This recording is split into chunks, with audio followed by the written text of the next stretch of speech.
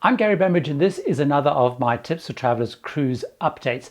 In really significant developments, both Carnival and Royal Caribbean are starting to sail their medium to large size ships. These are ships that normally hold between 2,100 and 4,300 passengers. They have instituted 12 significant changes to enable these cruises to start. Initially out of Germany, using some of their brands that are based out of Germany. So Carnival has AIDA, which targets German passengers. Their ships carry up to 4,300 passengers normally. Royal Caribbean has joint ventures with TUI, so they have the Mein Schiff brand, and they also have the Hapag-Lloyd Ultra Luxury joint venture. And this feels like a real template for the way that cruising can move forward. Some of these things you may not like. The first significant change, these are brand new cruises. They are not existing itineraries. They've been put in place specifically to enable cruising to start up again. They have scrapped the existing itineraries. We've seen that happen in Norway. We've seen that happen in France. We've seen that happen as the cruises have been announced in the UK. We've seen that being announced in Taiwan as they start talking about cruising. And now we're seeing it as cruises start out of Germany, brand new cruises.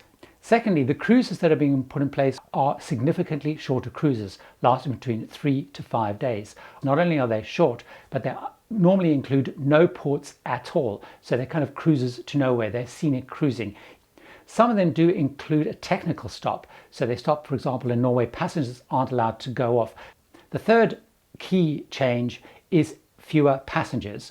Between 60% and 50% of passenger capacity only. And this is to enable the ships to allow much more social distancing, to actually allow much more space. But very importantly, cruises will not sail full. The fourth really significant change is they have only been selling balcony and suite cabins on these cruises. So inside and ocean view are not included at all. And this makes a lot of sense, I guess, to allow people their own space, to allow more ventilation, perhaps time out on the balcony. The next key change that we've seen is all of these cruises are catering only for one nationality, or sometimes a kind of a bubble of nationalities. You can only go on these cruises if you are a German resident, an Austrian resident, or a Swiss resident. This definitely is a big change and something that I think we're going to see happening more and more. For example, when small ship cruising started in Norway initially, it was for Hurtigruten and Sea Dream, you had to be Norwegian, and then it was extended to Danish. We've also seen Hurtigruten has run some cruises out of Germany, also only for German passengers. We've also seen Hurtigruten announcing cruises in the UK, again for UK passengers. We also saw Arnold Donald talking about this very topic within the last week, where he spoke about how he does see actual regional cruises for local people who don't have to drive or travel a long way as being the way forward. They're talking very aggressively and actively with the Italian government because they have Costa, which has normally over 90% Italians. He also referred to, for example, P&O Cruises in the UK, which again has way into the 90% of UK-only passengers. The point that Arnold Donald also makes is that the Carnival brand tends to have way into the 90% of American passengers only, and he hinted very strongly that that could be the way that they start up by focusing on a brand which is very specific to the US market. The next key change is around staggered and pre-booked embarkation time. What you have to do on all these cruises is you book a very specific embarkation time. So that enables them to spread out embarkation, enable social distancing, and also managing the whole process of screening. That leads me on to the next point, which is the whole process of medical screening. And there's a couple of really important things in here. Passengers who are aged 65 or over or have some pre-existing conditions, I have a very strong advice to consult their doctor before cruising. None of these cruises have required a medical certificate, but they've all suggested and strongly recommended that you have a discussion with your doctor before booking the cruise. Secondly, also what they have instituted is based on this very specific region you come from.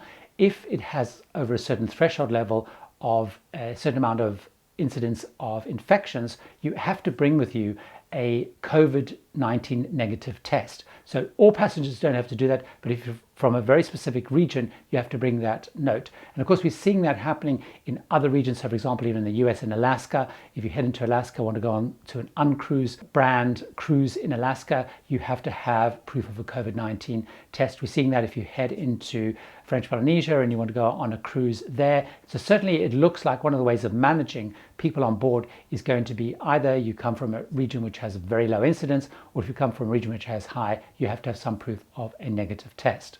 Thirdly, you have to complete online before you head off to embarkation a medical screening questionnaire.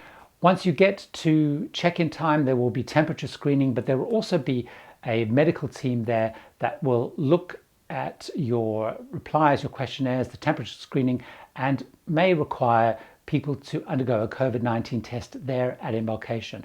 The next key change is one that people may find less acceptable and may have more issues with, and this is all to do with social distancing and the use of masks.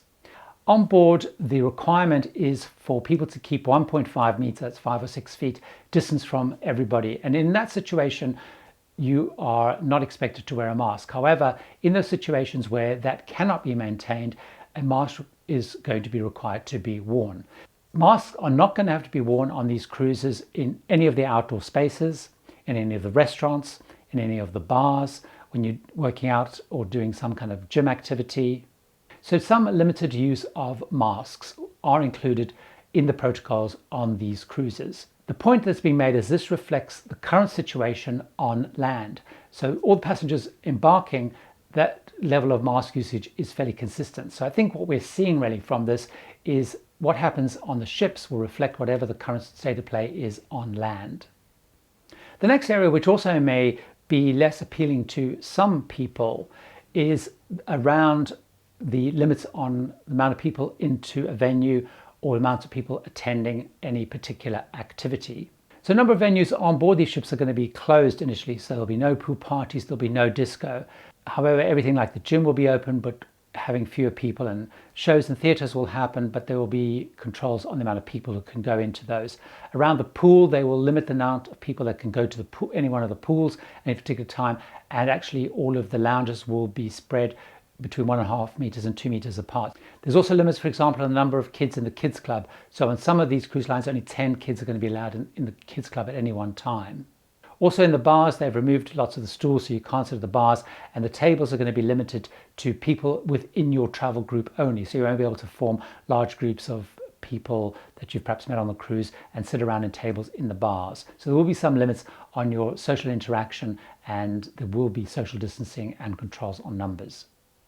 What about dining? There have been some key changes in dining. One of the things that's very interesting is you have to book your dining plans and times at least 3 days before the cruise starts. So you have to plan out and book your dining times. This is to enable them to plan and social distance people within the restaurant so they can spread the tables out, 1.5 meters.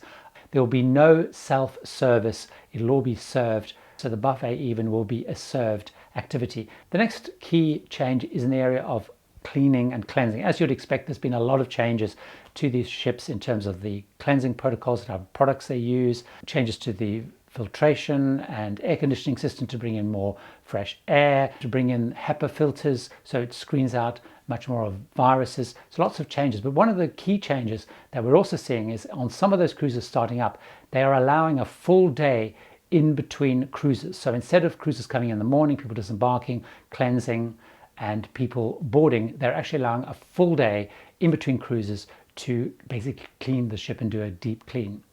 One of the other key things which is around if there is an outbreak. So certainly there's talk around having added more doctors, more nurses on board the ship. The fact that there's fewer passengers, they have actually much more capacity. If there are any issues, there is now testing capability on board.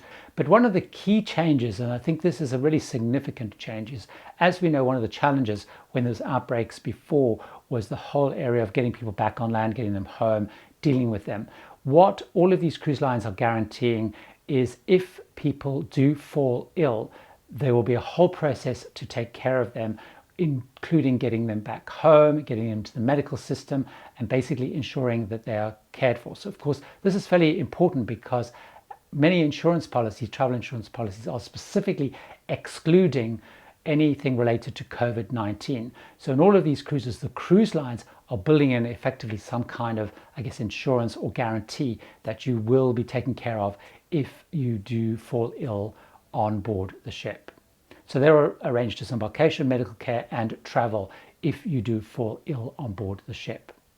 12 really important changes that are enabling these mid-sized to large ships to sail. Bear in mind, these ships normally carry up to 4,300 passengers. They are going to be sailing with fewer passengers than that, but these are big ships with big major cruise lines owned by the big corporations, Carnival and Royal Caribbean. They've agreed change to protocols which have been bought into by the health authorities, the maritime, the transport authorities, and this feels like a real template for the way that cruising can move forward. Some of these things you may not like, and it'd be great to know and hear what you think about some of these changes, and if this was to be the situation on your particular favorite cruise line, how would you feel about it?